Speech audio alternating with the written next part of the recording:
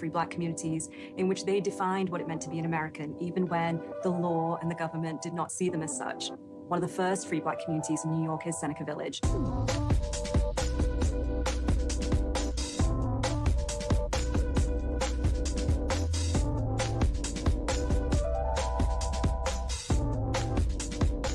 Founded in 1825, and that, of course, is pre-emancipation when we're talking about New York specifically.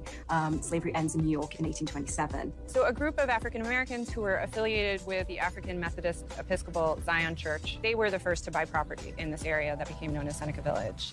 Daily life in Seneca Village would have been impacted by racial violence on a daily basis. They lived in an integrated community, so while it was a free Black community, they had among them Irish neighbors and some German neighbors too, and they intentionally placed themselves there.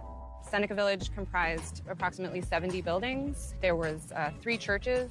The first church to be created was the African Union Church. This church also did have a school, and it was one of the few schools that was available for African American students.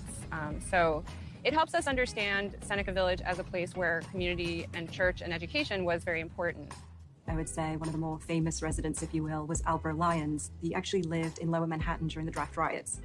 And his daughter, Maritza, who was a teenager at the time, she's the one who left her memoirs and really explained the horror that happened in Manhattan streets during the summer of 1863, when African Americans were basically being tortured and murdered by their fellow New Yorkers.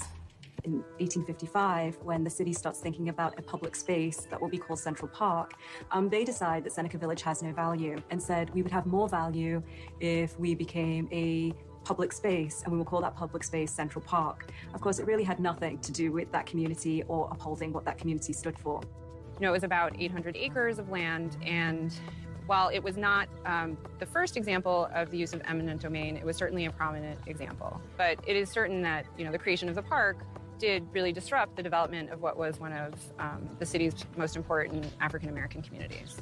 Within 30 years, Seneca Village is basically established, thrives, and evaporates completely. So there are not a lot of physical traces of Seneca Village in the landscape. Since about 1997, a group of historians and archaeologists have been studying Seneca Village.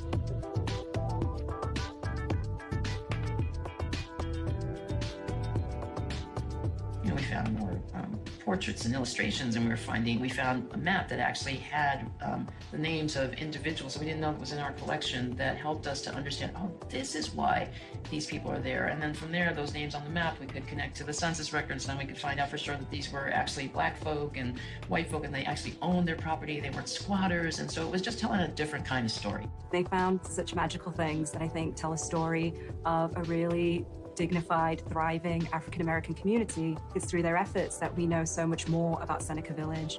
We collected these things and we tried to interpret them to see if they dated to the period of Seneca Village, and so they did. And you look at the newspapers, you look at the maps, you look at the title deeds, you look at family papers, and you just kind of piece that together like, okay, so this is telling an interesting story. How can we bolster this story? How can we humanize it a little bit more? There's no descendants that have been found from Seneca Village, and it's not from lack of trying. My suspicion is to do with the amount of time that Seneca Village existed for. It existed through to 1855-57. For whatever reason, like so many things in history, we lose them to the archives, but not for lack of trying. We are in a search. We're in a hunt to try to find direct descendants who are connected to this story, because, again, it's just one of those things that will humanize and, you know, put a nice punctuation mark, an exclamation at the end of the story. If you look at the history and the rediscovery of Seneca Village, there is a pattern here, and the pattern is this: the city always erases history. That's what it does. It does so in the name of New York, in the name of progress. But I think it's really important that ordinary people, ordinary New Yorkers, ordinary Americans understand that it's always been other ordinary Americans who have preserved their own communities, even if it means forgetting about that community and then rediscovering them again decades later.